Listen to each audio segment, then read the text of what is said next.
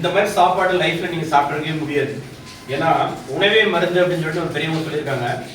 ஆனா நம்ம வந்து இன்னைக்கு வந்து மருந்தை தான் உணவா நம்ம எடுத்துக்கிட்டு இருக்கோம். இந்த குழந்தைங்க எல்லாம் சேர்ந்து ரொம்ப அற்புதமான ஒரு உணவு வந்து தயார் பண்ணியிருக்காங்க.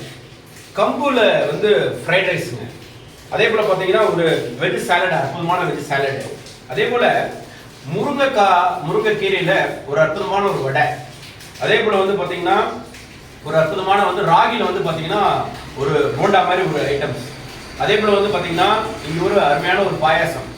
அதாவது நோ ஆயில் நோ பாயில், அதான் அவங்க கான்செப்ட். அவிக்கவே இல்லைங்க, எல்லாமே ராவா வச்சு அற்புதமான ஒரு டேஸ்ட்ல இந்த பசங்க பண்ணியிருக்காங்க. இது போன்ற ஒரு உணவு பழக்க வழக்கத்தை வந்து நம்ம எல்லாரும் கடைபிடிச்சோம் அப்படின்னா நம்ம நாட்டில் ஹாஸ்பிட்டல் தேவையே இருக்காது. அற்புதமான ஒரு இந்த குழந்தைங்க வந்து இந்த ஒரு சமையல் பண்ணியிருக்காங்க.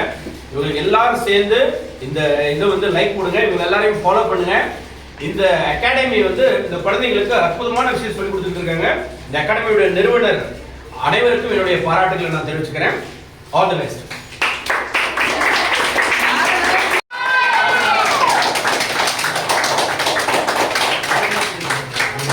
இது ஒரு நல்ல விஷயம்லாம் இருக்கிறதுனால தான் இந்த அகாடமி பேர் வந்து குடோஸ் அகாடமின்னு பேர் வச்சுருக்காங்க. ரொம்ப இந்த பேருக்கு தகுந்த மாதிரி ரொம்ப சிறப்பாக இருக்கு.